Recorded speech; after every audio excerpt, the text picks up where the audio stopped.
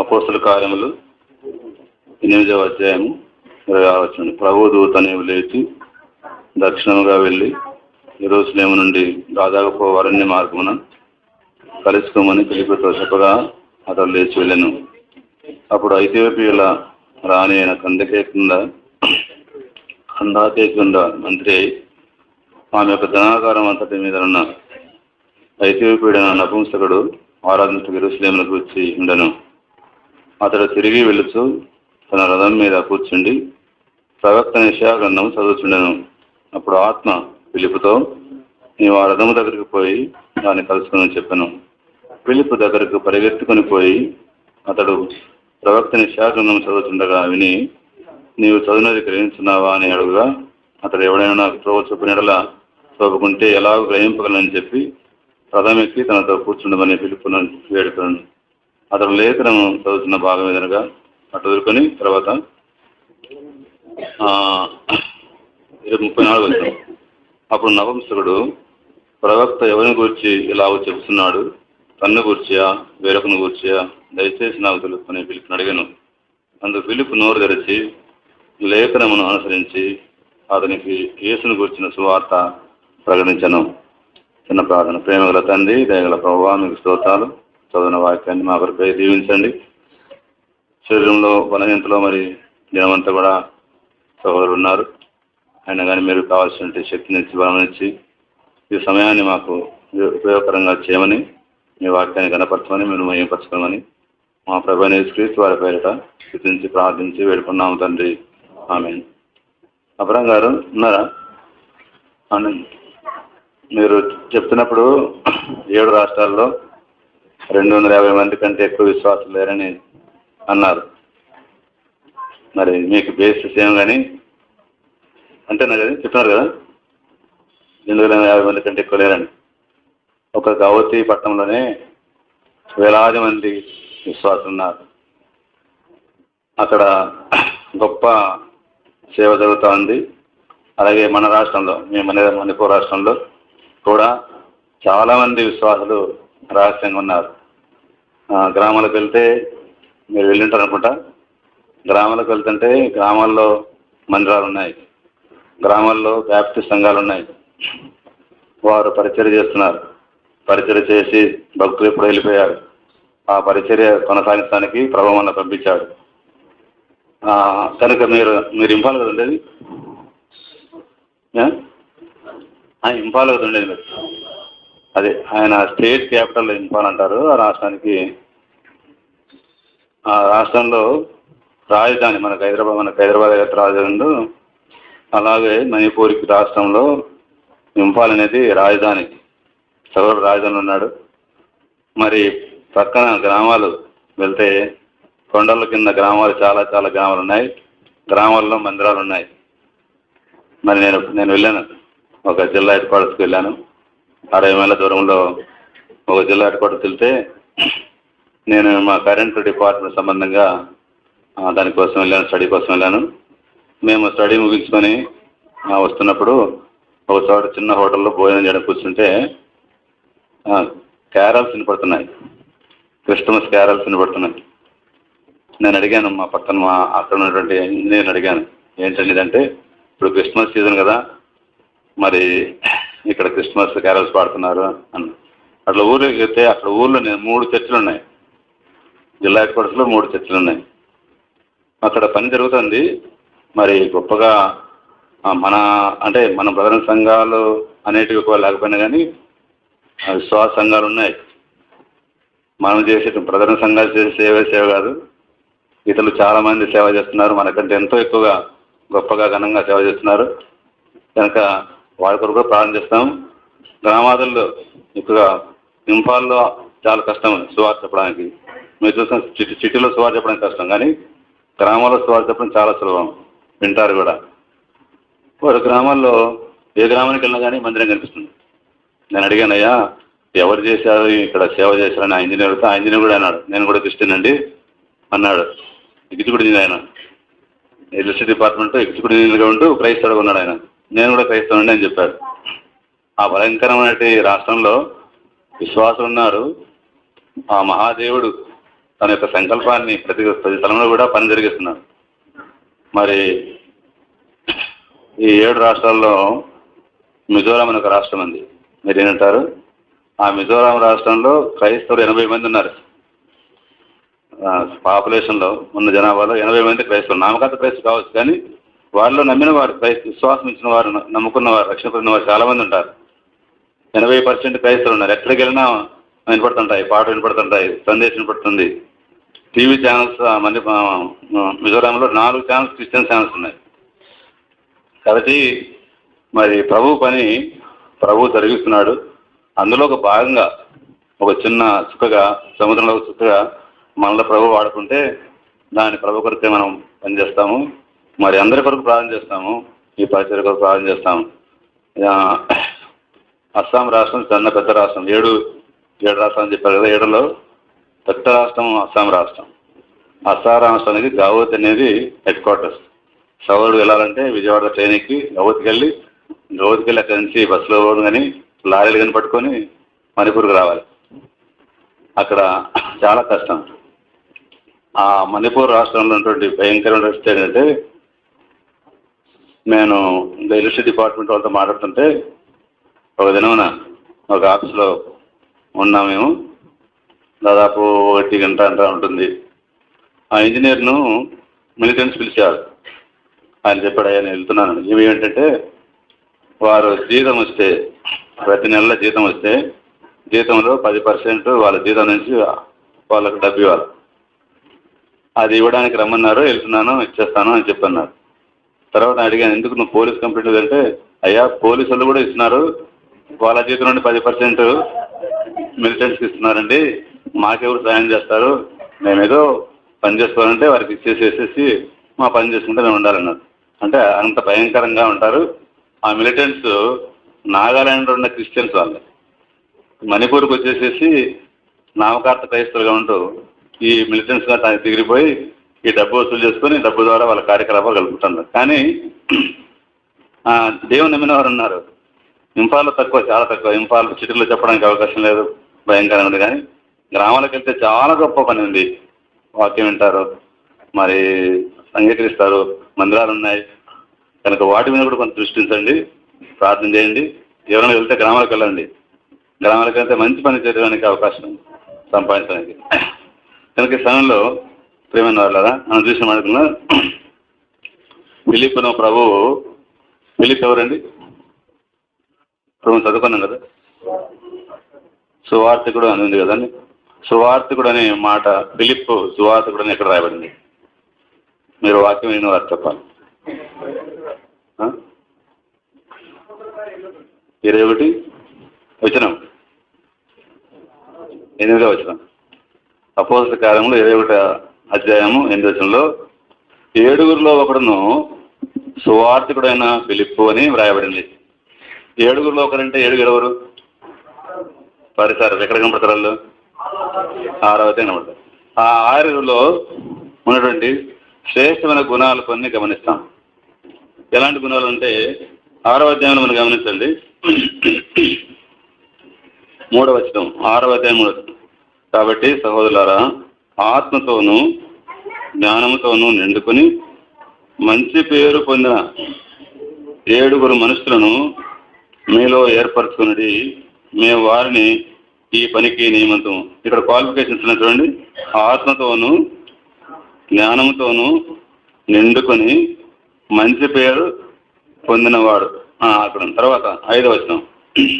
ఈ మాట జనసమంతటికి ఇష్టమైనందున వారు విశ్వాసముతోనూ పరిశుద్ధాత్మతోనూ నిండుకొనిన స్టెఫను, ఫిలిప్పు, ప్రోకోరు అని చెప్పి 7 ఉన్నారు. అందులో 2వ వాడు ఫిలిప్పు. ఈ 2 వచనాలు, 3వ వచనం 5వ వచనం చదివిన తర్వాత వీరిలో ఉన్న లక్షణాలు, ఫిలిప్పులో ఉన్న లక్షణాలు మీరు చెప్పండి. విశ్వాసంతో నిండుకున్నాడు, ఆత్మతో నిండుకున్నాడు, జ్ఞానంతో నిండుకున్నాడు, మంచి పేరు పొందినవాడు. ఈయన సువార్తికుడుగా ఉండడానికి లక్షణాలు కదండి. సువార్తికుడుగా ఉండాలంటే లక్షణాలు చెప్తున్నాను. ఎలా ఉండాలంటే విశ్వాసంతో నిండుకున్నవాడుగా, ప్రభు నమ్మి విశ్వాసంతో నిండుకున్నవాడుగా ఉండాలి. తర్వాత జ్ఞానముతో అంటే ఏంటంటే దేవుని గురించిన వాక్య జ్ఞానము వారికి సంపూర్ణంగా నిండుకొని ఉండాలనేవాడు. మీరు 119 కీర్తన 99 తర్వాత చదండి, 98, 99, 100 వచ్చింది కదండి. మరి దినమంతా నీ వాక్య ధ్యానం చేస్తున్నాను, నాకు విశేషమైన జ్ఞానము కలిగి ఉన్నది. నేను నీ వాక్కులు లెక్క పెడుతున్నాను, నాకు పెద్దల కంటే విశేష జ్ఞానం ఉంది. నేను ఈ వాక్యం ధ్యానిస్తున్నాను, నా బోధకుల కంటే విశేషమైన జ్ఞానం నాకుంది, వృద్ధుల కంటే విశేష జ్ఞానం నాకుంది అన్నాడు. అంటే దేవుని వాక్యాన్ని దివారాత్రులు ధ్యానం చేసుకుంటూ చదువుకుంటున్నప్పుడు జ్ఞానము, వాక్య జ్ఞానముతో నిండుకొని ఉండాలి అనే మాట ఆలోచన. కనుక వీరు వాక్యం గురించిన జ్ఞానముతో నిండుకున్న వాడు ఫిలిప్ అని మనం ఎరగాలి. మూడవది ఏంటండి? ఆత్మతో నిండుకున్నవాడు. పరిశుద్ధాత్మ మనకు నడిపించు, పరిశుద్ధాత్మ మనకు చూపిస్తాడు, నువ్వు వెళ్ళు. ఇప్పుడు చూడండి, ఫిలిప్పీ పత్రికలో ఇప్పుడు చదువుకున్న 8వ అధ్యాయంలో మనము గమనిస్తే 7-9 వచ్చినాం. అప్పుడు ఆత్మ ఫిలిప్పుతో, నీవు ఆ రథము దగ్గరికి పోయి దాన్ని కలుసుకున్నామని చెప్పాను. ఎవరు చెప్పలే? పలానా ఆయన పోయింది చెప్పలే. పలానా వారు పొమ్మన్నారు అక్కడికి అని చెప్పలే. ఎవరు చెప్పారండి? ఆత్మ, పరిశుద్ధ ఆత్మ, నీ వెళ్ళు అంటారు. ఇంకా దయచేసి మీరు గమనించండి, దేవుడు ఈ పని జరిగించాలి, దేవుడు వెళ్ళమని చెప్పాలి, దేవుడు బయలుపరిచినట్టుగా ఉండాలి, దేవుడు ఆత్మ ద్వారా బయలుపరిచిన వెళ్ళు, పలానా స్థానానికి వెళ్ళు, చేయి, పలానా దినములో పలానా వ్యక్తి ఉన్నాడు, రైల్వే స్టేషన్ ఉన్నాడు, బస్ స్టాండ్లో ఉన్నాడు, పలానా హాస్పిటల్ ఉన్నాడు, నువ్వు వెళ్ళు, దర్శించు, మాట్లాడు, పత్రిక ఇవ్వు, ఆయనతో ప్రార్థన చేయి, ఆయన దగ్గరికి వెళ్ళు అని చెప్తాడు. అలాగా ఆయన ఫిలిప్పు ఆత్మతో నిండుకున్నవాడు. తర్వాత మంచి పేరు. చూడండి, మన సేవకులకు మంచి పేరు ఉండాలి. మంచి పేరు, మంచి సాక్ష్యం, మంచి పేరు. ఎవరికి ఈ దినాల్లో మంచి పేరు ఎవరు కూడా చెప్పలేము. ఫలాని వారి మంచి పేరు అని చెప్పడానికి లేదు. కానీ సువార్థికులు ఎక్కడున్నా కానీ ఫలాని వారు మంచివారు. యెహోవా దేవుడు మాట్లాడుతూ తన సేవకుడైన మోషేని గురించి ఎక్కడ చూడండి, యెహోవా సేవకుడైన మోషే అనే మాటకు పిలిపిస్తాడు. ఎవరు సేవకుడండి? యెహోవా సేవకుడు యెహోవా సేవకు పంపించాడు. ఆ యెహోవా సేవకుడైన మోషేని గురించి తన సాక్ష్యం చెబుతూ, మోషే అలాంటి వాడు కాడు, సంఖ్యాకాండ 12వ అధ్యాయంలో అని చెప్తాడు. మోషే అలాంటి వాడు కాదంటే ఒక నింద మన మీద వస్తుంది, ఒక తప్పుడు సాక్ష్యం మన మీద వస్తుంది, మన గురించి ఒక తప్పుడు ఏదో వస్తుంది, సమాచారం వస్తుంది. కానీ దేవుడు ఏం సాక్షిస్తాడంటే అలాంటి వాడు కాడు, అబ్రాహాము అలాంటి వాడు కాడు, కానీ మరి ఇలాంటి ప్రవీణ్ అలాంటి వాడు కాదు. ఆయన అలాంటి నేరం చేయడు, అలాంటి రిపోర్ట్ చేయడు, అలాగా ప్రవర్తించడు. ఆయన చాలా మంచివాడు, మంచి సాక్ష్యం కలిగిన వాడు అనే సాక్ష్యం పొందినవాడు. అలా ఉంటే దేవుడు అని చెప్పాడు. మనం 8వ అధ్యాయానికి వచ్చే ప్రారంభంలో అలాంటి ఆయన్ను సువార్థికుడుగా వారు ఏర్పాటు చేసుకున్నారు. సువార్థికుడుగా వచ్చాడు ఆయన. సువార్త పని చేస్తున్నప్పుడు ఆయన పనిలో చాలా చాలా గొప్పగా పని జరిగింది. ఆయన వాడుకున్నాడు, ఆయన బహుగా వాడుకున్నాడు. ఎన్నో ఆత్మలు రక్షించబడ్డాయి, సంఘం ఏర్పడింది, విస్తరిస్తూ ఉంది. పని విస్తరించినట్టుగా ఒక మాట చూడండి, 7వ వచనం, 8వ అధ్యాయంలో 7వ వచనం, లేక 6 కూడా చదువుకున్నాను.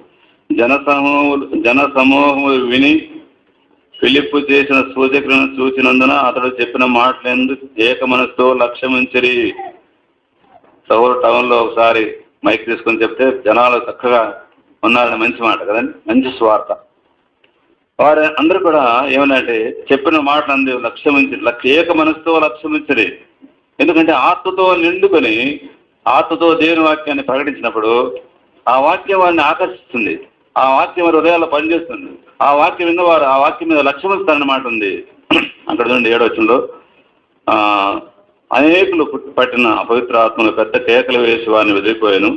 పక్షవాయువుల వారు, కుంటి వారు అనేకులు స్వస్థ పొందిరి. ఈనాడు మనకు ఆ శక్తి లేదనుకోండి, కానీ దేవుడిస్తాడు.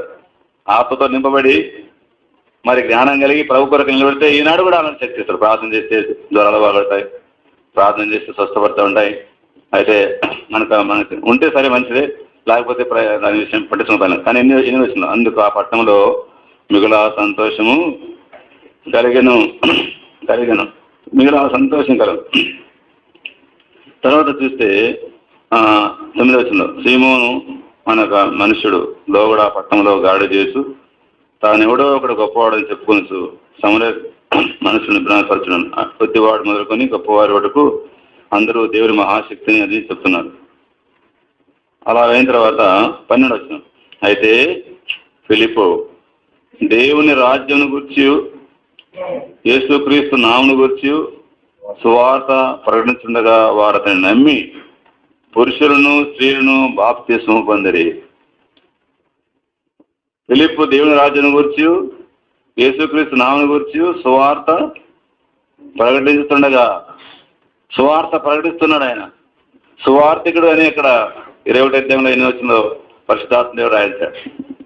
సువార్థికుడు అని ఈయన ఇక్కడ ఇస్తే ఆయన సువార్త ప్రకటించను. సువార్థికుడు సువార్త ప్రకటించాలి కానీ ఎప్పుడైనా సువార్త ప్రకటించాలి. సువార్త ప్రకటించుండగా పురుషులను స్త్రీలను నమ్మి పురుషులు స్త్రీలు బాప్తిస్మం పొందిరి.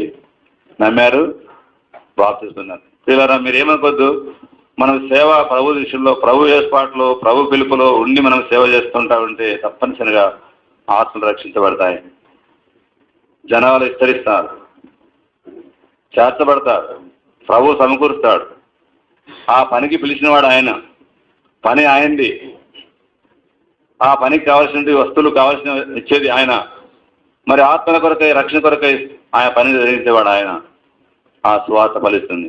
అలా ఉండగా మనం 26 వచనం వస్తే, ప్రభుదూత నీవు లేచి దక్షిణముగా వెళ్ళి యెరూషలేము నుండి గాజాకు పోవు అరణ్య మార్గమును కలుసుకోమని చెప్పాను. ఈ మాట ఏంటంటే నీవు గజా మార్గం వెళ్ళాలి. గాజా అనేది ఫిలిప్పి దేశంలో, ఫిలిప్పీల రాష్ట్రంలో ఒక పట్టణం, అది పెద్ద పట్టణం. వాళ్ళు ఫిలిప్పీలో 4 జనాంగాలు ఉన్నారు. ఒక జనాంగానికి ముఖ్యమైన పట్టణం గాజా పట్టణం. యెరూషలేము నుండి గాజాకు పోయే మార్గాన్ని గాజా మార్గం అంటారు. మనం ఇక్కడున్న నల్గొండ వెళ్తుంటే నల్గొండ రోడ్డు అంటాం, అట్లా అది అన్నట్టుగా గాజా మార్గం అది అరణ్యంలో ఉందని చెప్తున్నాడు. నువ్వు వెళ్ళి ఆ మార్గంలో, అరణ్య మార్గంలో కలుసుకో అన్నాడు. నువ్వు వెళ్ళవన్నాడు, అంతే, వెళ్ళి కలుసుకోమన్నాడు. ప్రభు ఎట్ట వెళ్ళాలా? అరణ్య మార్గానికి వెళ్ళాలి. అరణ్య మార్గంలో నాకు ఎలాగెళ్ళాలి? నాకేమన్నా ఇచ్చారా? 2 వీలర్ ఇచ్చారా? ఏమండి, చిన్న కారు ఒకటి ఇచ్చారా? సైకిల్ ఏమైనా ఇచ్చారా? అడిగాడండి ఆయన? అడగలేదు. వెళ్ళయ్యా అంటే వెళ్ళాడంటే ఇస్తాడు ఆయన. వెళ్ళడానికి ఇస్తాడు, శక్తి ఇస్తాడు, బలం ఇస్తాడు. అవసరమైనప్పుడు 2 వీలర్ ఇస్తాడు, అవసరమైతే 4 వీలర్ ఇస్తాడు, అవసరమైతే హెలికాప్టర్ కూడా ఇస్తాడు. చేయలేరా? ఈనాడు హెలికాప్టర్ సేవ చేసే వాళ్ళు ఉన్నారు. వాళ్ళు పెద్దవాళ్ళు కాదు, చిన్నగా ప్రారంభం చేసిన వారు. కానీ మన విశ్వాసాన్ని బట్టి, మన త్యాగాన్ని బట్టి, మనకున్న ఆశను బట్టి, సేవ చేసిన భారాన్ని బట్టి ప్రభు మనకు కావాల్సింది ఇస్తాడు. ఇంకా ఇస్తాడు, ఎక్కువ ఇస్తాడు. అలాగైనా వెళ్ళమంటే చెప్పగా అతడు లేచి వెళ్ళాను. ప్రభు ఎట్లయ్యా, ఎట్లా పోయాలయ్యా, ఎట్లా పోతున్నాయా, ఇట్లేం చెప్పలే. అతడు వెళ్ళకమని చెప్పగా లేచి వెళ్ళాను. సేవకులు ఏం చేయాలి? వెళ్ళమంటే వెళ్ళాలి. పలానా వ్యక్తిని కలుసుకుంటే వెళ్ళాలి. ఇదిగో పలానా వ్యక్తిగా పోయి మాట్లాడంటే వెళ్ళాలి. పలానా స్థలంలో వెళ్ళు అన్నట్టు వెళ్ళాలి. వెళ్ళమంటే వెళ్ళాలి. వెళ్ళాడు అన్నమాట. కన్నా తర్వాత అండి మనకు తెలుసు, ఆ గ్రామంలో ఆ సమయంలో మరి ఫైనాన్స్ మినిస్టర్, ఇథియోపియా దేశానికి ఫైనాన్స్ మినిస్టర్ ఆయన రథంలో వెళ్తున్నాడు. యెరూషలేములో వచ్చినప్పుడు అక్కడ యెషయా గ్రంథాన్ని చదువుకున్నాడు. పాత కాలంలో పాత నిబంధనలు దొరికాయి, కొత్త నిబంధనలు లేదు కదా. పాత నిబంధనలో యెషయా గ్రంథం దొరికింది ఆయనకి. ఆ యెషయా గ్రంథం తీసుకున్నాడు. రథంలో మరి తోలే వాళ్ళు ఉంటారు, ఆయనకి మినిస్టర్ కాబట్టి తోలే వ్యక్తులు ఉంటారు. ఆయన కూర్చున్నాడు, పుస్తకం పెట్టి చదువుతున్నాడు. యెషయా గ్రంథం 53వ అధ్యాయం కదండి, కింద చదువుకుంటే 53వ అధ్యాయం చదువుతున్నాడు. 53వ అధ్యాయం ఏముంది? యేసు యొక్క మరణాన్ని గురించి, ఆయన శ్రమల గురించి, మన కొరకు ఆయన చేసిన త్యాగాన్ని గురించి, మనలందరికీ వచ్చి ఆయన మోసాడు అన్నమాట సంగతి. ఆయన స్వరూపం లేనివాడుగా అయ్యాడని అవన్నీ కూడా ఉన్నాయి ఇక్కడ. ఈయన వెళ్తా ఉంటే ఆ రథం కనపడింది. తర్వాత ఏమన్నాడంటే 29 అప్పుడు ఆత్మ పిలుపుతో నీవు ఆ రథము దగ్గరికి పోయి దాన్ని కలుసుకునమని చెప్పాను. చూడండి, మీరు గమనించాలి. రథము దగ్గరికి వెళ్ళి కలుసుకో అన్నాడు. రథం ఎంత స్పీడ్తో పోతుంది? ఇప్పుడు రథం అంటే ఏమితో నడిపించబడతారు? గుర్రాలు ఉంటాయి. గుర్రాలు ఎంత వేగంగా పడతాయి? మరి ఏంటి ప్రభువా, రథముల మీద ఆయన వెళ్తున్నాడు, నన్ను నువ్వు వెళ్ళి కలుసుకోమంటున్నావు, నేను వెళ్ళాలి? నేను మానవుడిని మాత్రమే కదా, మానవ మాత్రని. నేను రథంలో వెళ్తుంటే రథంలో వెళ్ళి కలవమన్నారే, ఏమో నిలబడతాడు ఆయన? అయ్యా నిలబడయా అని చెప్తాడా? లేదు. రథంలో వెళుతుండగా పరిగెత్తమన్నాడు, వెళ్ళి కలుసుకోమన్నాడు. అంతే. తర్వాత ఎక్కడ చూడండి, ఎంత మంచి మాట. 30 ఫిలిప్పు దగ్గరకు పరిగెత్తుకొని పోయి నాకేం లేదు, బండి లేదు, కారు లేదు, వ్యాన్ లేదు, ఏమండి, వెళ్ళు అంతే, కలుసుకో, రథాన్ని కలుసుకోమన్నాడు. పరిగెత్తుకుంటాను. ఆ సమయానికి నేను అనుకుంటా ఫిలిప్ వయసు యవనస్తుడు కాదు, ప్రవీణ్లాగా 25-30 ఉంటే పరిగెత్తుకొచ్చాను. కానీ ఆ సమయంలో అనుకుంటా చాలా పెద్ద వయసులో ఉండేవాడు. జ్ఞానం గలవాడు, ఆత్మ నింపబడినవాడు, మంచి పేరు పొందినవాడు, పెద్దలుగా ఎంచబడినవాడు, పెద్దలుగా ఉంచబడినవాడు, గౌరవంగా కలిగిన వ్యక్తి. దాదాపు 50 ఏళ్ళు పైన వయసు ఉంటుంది. పరిగెత్తడానికి శక్తి ఎవరిస్తారండి? దేవుడు ఇస్తాడు. అయ్యా బూట్లు లేవే, చెప్పులు లేవే, షూస్ లేవే, సాక్స్ లేవే, సరే అన్ని ఇస్తున్నాడు, పని లేదు.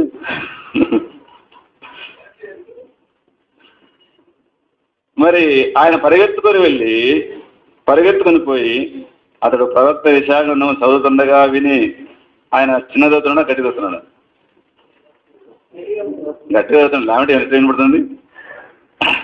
తనతో ఆయన చదువుతుండగా విని నీవు చదువులని గ్రహించున్నావా అని అడుగుగా, ఇప్పుడు ఆయన చదివే గ్రంథము ఆ మాటలు వింటా ఉంటేనే ఎక్కడ ఉంది, అది ఏ అధ్యాయంలో ఉంది, ఏ గ్రంథంలో ఉంది, ఏ పుస్తకంలో ఉంది అని ఫిలిప్పు ఎరిగాడంటే, ఫిలిప్పుకు దేవుని గురించిన జ్ఞానం, వాక్య జ్ఞానం, లేఖనాల జ్ఞానం ఉందా లేదా? ఎవరైనా బైబిల్ మీకు చెప్పకుండా ఏదో క్వశ్చన్ చెప్తాను అనుకోండి, చెప్పి ఎక్కడ ఉందంటే మీరు ఏం చెప్తారంటే ఎత్తుక్కోవాలి కదండి, ఆ పక్క ఏ పక్క ఎత్తుకుంటాం. కానీ దేవుని వాక్యంలో మనం తరబీతి పొందిన వారు, బాగా నేర్చుకున్న వారు, చదువుకున్న వారు అయితే కన్నా పలాని స్థలంలో, పలాని పలాని చాప్టర్లో, పలాని గ్రంథంలో, పలాని పుస్తకంలో ఉంది, అపోస్తలుల 21 ఫిలిప్పు సువార్తికుడు రాయబడిందని చదువు చెప్పాడు. కానీ చాలా మంది తెలియదు ఆ విషయాలు. అయితే ఈ ఫిలిప్పు మరి వాక్యం ఎంతో నేర్చుకున్నవాడు. ఏ గ్రంథంలో చదువుతున్నాడు, ఏ భాగంలో చదువుతున్నాడు, ఎవరిని గురించి చదువుతున్నాడు, అవన్నీ కూడా చక్కగా ఆయన నేర్చుకున్నాడు. వాక్యం ఎరిగిన వాడు.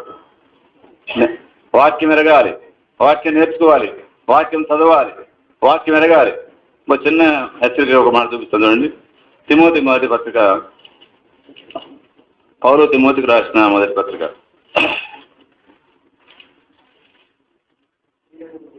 4వ అధ్యాయం 13 వచనం, 13-14 చదువు.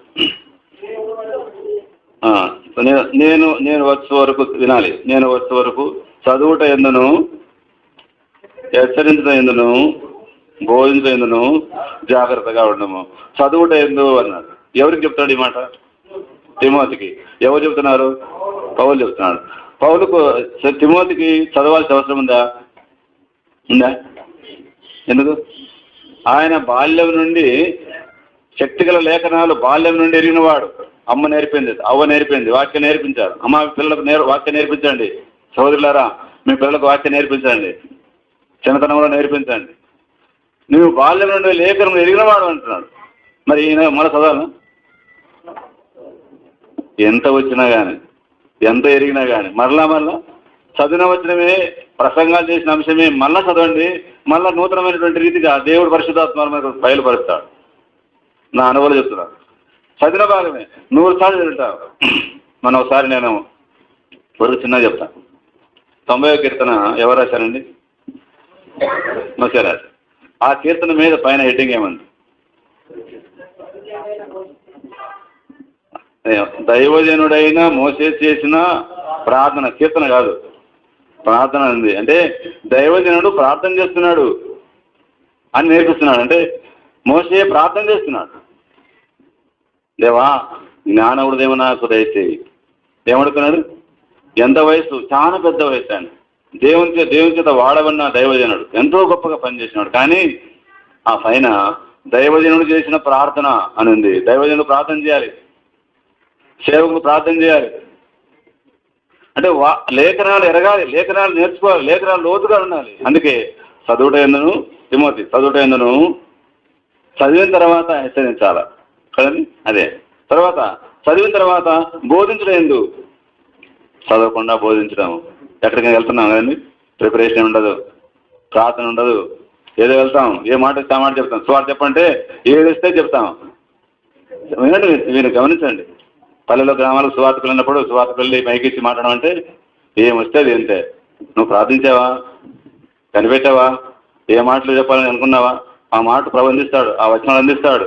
అవి చెప్తే పరిశుద్ధాత్మ ద్వారా కలిగిన ఆ శక్తి గల లేఖనాలు ప్రకటించినప్పుడు కార్యాలు జరుగుతాయి, ఆత్మలు రక్షించబడతాయి. వింటారు, మన మీదకి రారు, కొట్టడానికి రారు.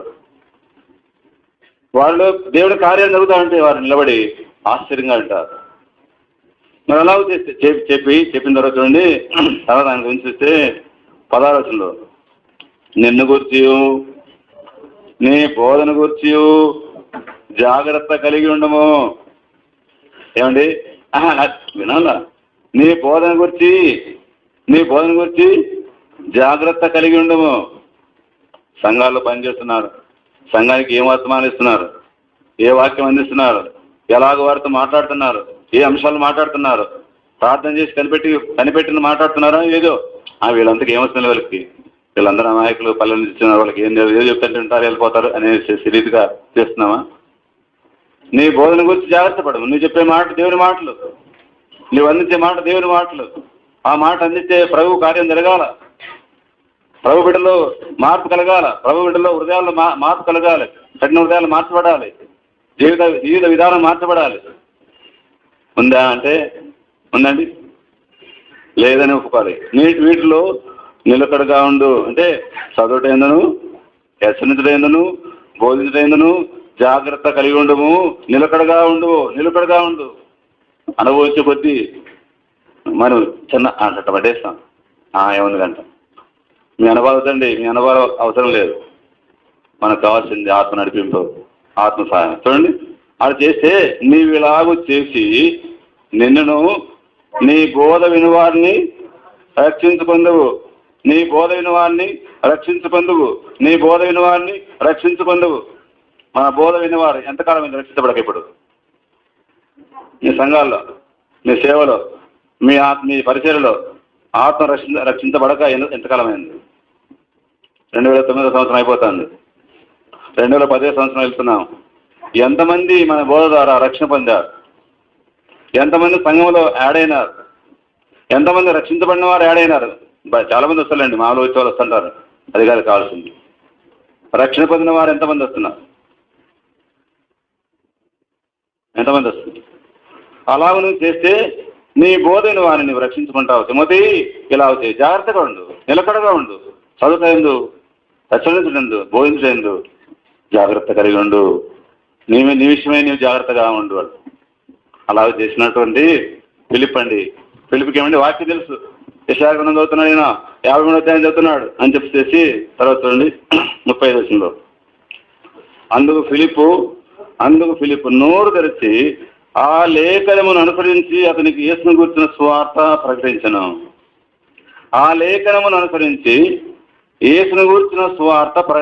యేసును గూర్చిన సువార్త ప్రకటించను. మనం చెప్పుకొని ఒకే యేసులో రక్షణ పొందండి, విశ్వాసం ఉంచండి అని చెప్పగలదు. ఆ లేఖనమును అనుసరించి ఆ లేఖనంలో మన ప్రభువారు శ్రమలు కనపడుతున్నాయి, శిలువ శ్రమలు కనిపిస్తున్నాయి. మన శిక్షణను భరించాడు. ఆయన పొందిన దెబ్బల ద్వారా మనకు స్వస్థ కలుగుతున్నది. మనందరి దోషమును ఆయన మీద మోపెను. అయ్యా ఆయనంటే ఎవరంటే యేసుక్రీస్తు అయ్యా. మనందరి దోషం అంటే నీ దోషము నా దోషము అయ్యా మంత్రి గారు, మీ దోషాన్ని నా దోషాన్ని ప్రభుకి ఏమిచ్చాడు. ఆయన మోస్తున్నాడు. ఆయన నన్ను రక్షించాడు, నిన్ను రక్షిస్తాడు, యేసు ప్రభు ఈ సంగతి నీకున్నా అంటే ఆ మాట విన్న తర్వాత ఆయన రక్షణ పొందేవా లేదా? ఎక్కడండి రక్షణ పొంది? ఎక్కడ? అరణ్య మార్గంలో రథం మీదండి, మీటింగ్లు కాదు, సువార్త పుడికలు కాదు, దారిలో ప్రభు నమ్మి రక్షణ పొంది నీళ్ళు వచ్చినప్పుడు చూడండి 39 చూస్తే వారు త్రోవలో వెళుతుండగా నీళ్ళు ఒక చోటికి వచ్చి అప్పుడు నపుంసకుడు ఇదిగో నీళ్లు, నాకు బాప్తిస్ముకు ఆటంకమేమని అడిగి ప్రధాన. చూడండి, బాప్తిస్మానికి రక్షణకు చాలా మందికి తెలియదు. మన సంఘాల్లో రక్షణ ఎప్పుడు బాప్తిస్మ అంటే చాలా మంది అయ్యా ప్రభు నమ్ముకుని అంటే అయ్యా బాప్తిస్మ పొందలేదయ్యా, రక్షణ పొందామైనా ప్రభు నమ్మకం రక్షణ పొందామంటే నేను బాప్తిస్మ పొందాలి, బాప్తిస్మ కావాలి నాకు అన్నాడు. ఇలాగా మన బోధలు అలాగ ఉన్నాయి. రక్షణ పొందాలి, ఆ రక్షణ పొందిన వారు బాప్తిస్మ పొందాలి అంతగా. ఇదిగో నీళ్ళకు ఆటంకమేమి? ఆ బోధలోనే ఆయన రక్షణ గురించి చెప్పాడు, ఆ బోధలోనే బాప్తిస్మ గురించి చెప్పాడు, ఆ బోధలోనే బాప్తిస్మ అవసరం గురించి చెప్పాడు కనుక ఇదిగో నీళ్ళు. తర్వాత ఇంకోటి బాప్తిస్మ అయ్యా ఎట్లా చిలకరింప ముంచడమా? చాలా పర్యాలు చాలా సంఘాల్లో అయ్యా మనం అడుతుంటే అయ్యా నేను చిలకరింపు పొందాను అయ్యా అంటాను. అది క్రమం అంటే మా సంఘంలో ఎలా చెప్పారండి, మా సంఘస్థులు మా పాస్టర్ అలాగ ఇచ్చారండి అంటున్నా. అంతవరకే అర్థమైంది వాళ్ళకి. కానీ ఈయన చెప్పిన స్వార్థలో రక్షణ స్వార్థ చెప్పాడు, బాప్తిస్మలో ముంచడం అనేటువంటి సంగతి గురించి చెప్పాడు. ఇదిగో నీళ్లు ఆటంకమేమే నాకు బాప్తిస్మ అంటే ఇద్దరు దిగి నదిలో దిగి బాప్తిస్మ పొంది బయటికి రాగా సంతోషం, పరిశుద్ధాత్మ వచ్చినప్పుడు ఆ యొక్క నపుంసకుడు సంతోషంతో వెళ్ళిపోయాను, సంతోషంతో వెళ్ళిపోయాడు. చిన్న మాట్లాడండి 40 వచనం. అయితే ఫిలిప్పు అజోతులో కనపడను, అక్కడ నుండి కైసరేకు వచ్చే వరకు అతడు పట్టణములన్నింటిలో సంచరించు సువార్త ప్రకటించు వచ్చాను. ఎంతమంది అండి? ఎంతమంది చెప్పండి? ఒక్కడే. ఎంత దూరం వెళ్ళాడు? రథంలో కూర్చొని, రథం నిలబడి సువార్త చెప్పింటే అక్కడే ఉంటే పర్లేదు. రథంలో వెళ్తా ఉన్నాడు, సువార్త చెప్తున్నాడు, సువార్త చెప్పిన రక్షణ పొందాడు, ఆ నది వచ్చింది బాప్తిస్మ పొందాడు. అంటే కొన్ని మైళ్ళు వెళ్ళిపోయారు. ఈ కొన్ని మైళ్ళు వెళ్ళిపోయిన తర్వాత అక్కడ దిగాడు ఆయన వెళ్ళిపోయాడు. వెనక్కి రావాలంటే ఎన్ని మైళ్ళు రావాలండి? నగర తీసుకెళ్తే కొండల్లో తీసుకెళ్ళండి వెళ్ళండి పర్లేదు, వస్తా నడుచుకుంటూ రావాలి. నడుచుకుంటూ వస్తాడంటే ఆ గ్రామంలో చూడండి సువార్త ప్రకటించు కైసరేకు వచ్చే వరకు అని ఉంది. ఇంతకుముందు మకామైన సమరయలో ఉన్నాడు, ఫిలిప్పు సమరయలో ఉండి పనిచేశాడు. ఇప్పుడు సమరయలో అయిపోయింది. సమరయలో చాలా మంది ప్రభు నమ్ముకున్నారు, గొప్ప కార్యాలు జరిగాయి. ఆ పడిన తర్వాత దేవుడికి ఇష్టం ఏంటంటే నువ్వు కైసరికి వెళ్ళి పనిచేయాలి అన్నట్టుగా నువ్వు వెళ్ళినట్టు చెప్తే ఆయన వెళ్తూ గ్రామాల్లో ప్రతి గ్రామంలో సువార్త చెప్పుకుంటూ వెళ్ళిపోయినట్టుగా ఉంది. ఒక్కడే సువార్త చెప్పుకుంటున్నాడు. వెళ్ళాడు ఆఖరిగా ఆయన కైసరేకు చేరుకున్నాడు. మీరు 21 అధ్యాయం చూడండి, 8వ వచనంలో మనకు తెలుస్తుంది. 21 అధ్యాయం 8వ వచనంలో మరునాడు మేము బయలుదేరి కైసరేకు వచ్చి 7గురిలో ఒకడును సువార్తికుడైన ఫిలిప్పు ఇంట ప్రవేశించి అతని వద్ద ఉంటే పౌలు సముద్రంలో ప్రయాణం చేసుకుంటూ తన జనాలు అందరూ వచ్చారు. వచ్చినప్పుడు కైసరేకు వచ్చారు. కైసరేకు వచ్చి ఎవరున్నారు అక్కడ? కైసరేలో ఫిలిప్పు ఉన్నాడు. దేవుడు పొమ్మన్నాడు, నువ్వు కైసరికి వెళ్ళి అక్కడ ఉండమని చెప్పాడు. సువార్త చెప్పుకుంటూ సమరం అయిపోయింది, పని జరిగిపోయింది. కైసరికి వెళ్ళి అక్కడ ఉన్నాడు. అక్కడ ఉంటే వీళ్ళు వచ్చి వారి సువార్తికుని ఫిలిప్పు ఇంట ప్రవేశించి అతని వద్ద ఉంటేమే. తర్వాత చూడండి అక్కడే కన్యకులుగా ఉన్న 4 కుమార్తెలు అతనికి ఉండేది, వారు ప్రవచించేవారు. పిల్లలు ఎంతమంది అంటే మనం భయపడతాం చెప్పడానికి, భయం అక్కర్లే. ఫిలిప్పుకి ఎంతమంది పిల్లలు? 4 ఎవరు? కొడుకులు కాదు. అయ్యా నాకు కొడుకులు లేరండి, అందరి బిడ్డలేండి అంటారు కాలపని.